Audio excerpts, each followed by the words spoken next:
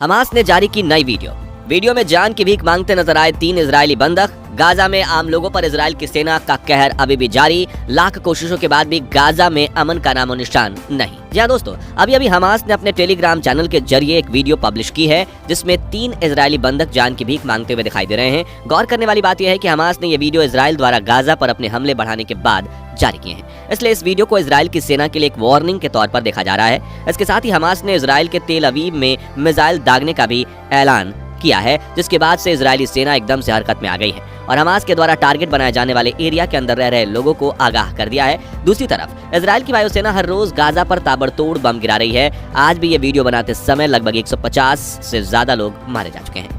इस समय गाजा में जो हो रहा है वो पूरी तरह से पागलपन है। इसी पागलपन को रोकने की कोशिश में दुनिया के कई देश लगे हुए हैं और इसी दिशा में उन्हें उम्मीद की किरण नजर आई है। अब इस लड़ाई को रोकने के लिए किस किस तरह के प्रयास किए जा रहे हैं, क्यों दुनिया के कुछ देश नहीं चाहते कि यह नरसंहार रुके और इस युद्ध को रोकने के लिए कौन सी नई उम्मीद की किरण दिखाई दी है, ये सब कुछ आज हम आपको इस वीडियो में बताने वाले हैं। इसलिए बिना स्किप किए इसे अंत तक जरूर देखिएगा। साथ ही अगर आप चैनल पर नए हैं तो ऐसे ही अपडेट्स के लिए सब्सक्राइब करना बिल्कुल भी ना भूलें। दोस्तों, अगर आपको लगता है कि आपका जीवन सबसे ज्यादा कठिन है और आप सोचते हैं कि दुनिया में आपसे ज्यादा दुख किसी को नहीं है, तो मैं सुझाव दूंगा कि आप एक बार जरा गाजा के हालात पर नजर डालें। मुझे यकीन है कि गाजा को देखने के बाद आपको अपना जीवन स्वर्ग की तरह नजर आने लगेगा और आपकी सारी चिंताएं व परेशानियां खत्म हो जाएंगी, क्योंकि मुश्किल हालात क्या होते हैं इसकी परिभाषा आपको गाजा के लोगों का जीवन देखकर पता चलेंगी। इस समय गाजा के लोग इस तरह के हालातों में जी रहे हैं कि मौत उनके सर पर हमेशा मंडरा रही है और किसी को पता नहीं कि वो अगले 5 मिनट भी जिंदा रह पाएगा या नहीं। लोग के घर पर बम ऐसे गिर रहे हैं मानो आसमान से बारिश हो रही हो। यही वजह है कि सिर्फ 75 दिनों के अंदर इस युद्ध में मरने वाले लोगों की गिनती 20,000 को क्रॉस कर चुकी है और इतना सब होने के बाद भी इस युद्ध के हालात संभलते नजर नहीं आ रहे हैं, बजाय उल्टे ज्यादा बिगड़ते हुए नजर आ रहे हैं। दरअसल अभी हाल ही में हमास ने अपने टेलीग्राम चैनल पर एक वीडियो जारी की है। इस वीडियो में 3 इजरायली बंधक नजर आ रहे हैं और खास बात यह है कि इन तीनों की उम्र काफी ज्यादा है। रिपोर्ट के मुताबिक इनमें से एक की उम्र 79 ईयर्स, दूसरे की 80 साल और तीसरे की 84 साल है और वीडियो में ये तीनों हमास से आजादी की भीख मांगते दिख रहे हैं। इतना ही नहीं, हमास की तरफ से इजराइल की राजधानी तेल अवीव पर मिसाइल दागने का भी ऐलान किया गया है। अब जैसे ही तेल अवीव तक इस ऐलान की खबर पहुंची, वैसे ही वहां अफरा तफरी मच गई। लोगों को आगाह करने के लिए वहां सायरन बजाया गया, जिसके बाद सिचुएशन और भी ज्यादा पैनिक हो गई और लोग जान बचाने के लिए इधर उधर भागने लगे। ऐसे में जिसको जहां जगह मिली वो छिप गया। हालांकि ये वीडियो बनाने के दौरान तेल अवीव पर कोई हमला रिकॉर्ड नहीं किया गया है, मगर हो सकता है कि जब तक ये वीडियो आपके पास पहुंचे तब तक हमला हो चुका हो। अब हमास के ऐसा करने को लोग एक वार्निंग की तरह देख रहे हैं। असल में पिछले 15 से 20 दिनों के अंदर इजराइल की सेना ने गाजा पर अपने हमलों को काफी हद तक बढ़ा दिया है और इसी के चलते गाजा में मौतों का आंकड़ा दोगुनी रफ्तार से ऊपर की तरफ जाता दिखाई दिया है। इस समय इजराइल की सेना मुख्य तौर से अस्पतालों, रिफ्यूजी कैंप्स और राहत शिविरों को अपना निशाना बना रही है। यानी इजराइल के सैनिक जानबूझकर अपने हमलों का शिकार उन्हीं को बना रहे हैं जो पहले ही जंग का निशाना बन चुके हैं, क्योंकि रिफ्यूजी कैंप और राहत शिविरों के अंदर वही लोग रह रहे हैं जिनके या तो घर इस युद्ध में तबाह हो चुके हैं या फिर जिन्होंने अपने परिवार को खो दिया है। दरअसल आपको बता दें कि इस लड़ाई में न सिर्फ गाजा के 20,000 लोगों की मौत हुई है, बल्कि 20 लाख से ज्यादा लोग बेघर भी हो चुके हैं। ये वो लोग हैं जिनके घर या तो बमबारी में तबाह हो गए या फिर उन्होंने खुद अपनी जान बचाने के लिए घर तक को छोड़ दिया है।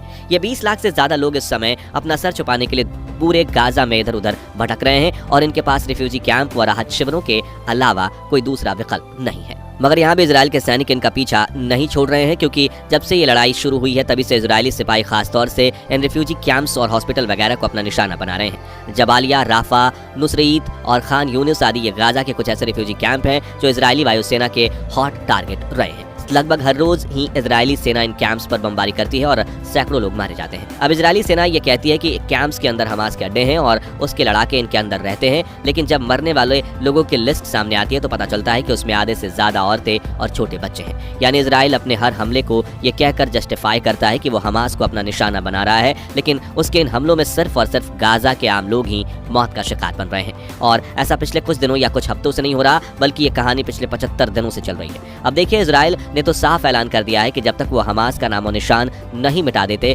तब तक इसी तरह हमला करते रहेंगे। यानी उन्होंने इस बात को साफ कर दिया है कि अगर हमास को मिटाने के लिए उन्हें गाजा के आम लोगों को बलि पर चढ़ाना पड़े तो वो परहेज नहीं करेंगे। और इस युद्ध में इजराइल का अब तक जो रवैया रहा है उसको देखते हुए ये कहना गलत नहीं होगा कि इजराइल को मासूमों की जान की कोई परवाह नहीं है।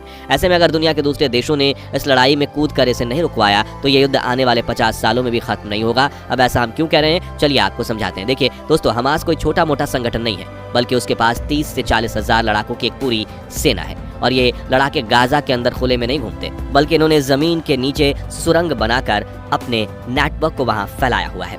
ये सुरंगें इतनी ज्यादा गहरी और लंबी है कि इनके अंदर हमास के इन फाइटर्स को खोज पाना बहुत ज्यादा मुश्किल होता जा रहा है। ये सुरंगें कहां से शुरू होकर कहां खत्म होती हैं, हमास के अलावा कोई नहीं जानता। यही वजह है कि पिछले 75 दिनों की जंग में इजराइल मुश्किल से हमास के सिर्फ 2 से 3 हजार लड़ाकों को मार पाया है। यानी गाजा में जो 20,000 से ज्यादा लोग मारे गए हैं, उसमें हमास के फाइटर्स की गिनती बहुत कम है और बाकी सारे वो बेगुनाह सिविलियंस हैं जिनकी एक तरह से इस युद्ध में बलि चढ़ाई गई है। अब इस हिसाब से अगर देखें तो इजराइल की सेना को हमास का नेटवर्क जड़ से खत्म करने में सालों लग जाएंगे और 40,000 लड़ाकों को मारने के लिए वो लाखों बेगुनाह लोगों को मौत के घाट उतार चुके होंगे। ऐसे में हमास को जड़ से मिटाने की जिद आम लोगों पर बहुत ज्यादा भारी पड़ सकती है। यही वजह है कि दुनिया के कई ऐसे देश जैसे कि यूएई, सऊदी, मिस्र, जापान, कनाडा और ऑस्ट्रेलिया वगैरह इस युद्ध में सीज फायर लागू करवाने के पक्ष में है। और अच्छी खबर यह है कि यूएनएससी यानी यूनाइटेड नेशंस सिक्योरिटी काउंसिल किसी भी समय इस रेजोल्यूशन को लागू करने के लिए एक इमरजेंसी मीटिंग रख सकता है। इस मीटिंग में दुनिया के कई देश शामिल होंगे और वोटिंग के आधार पर तय होगा कि इस युद्ध को रुकवाया जाए या नहीं।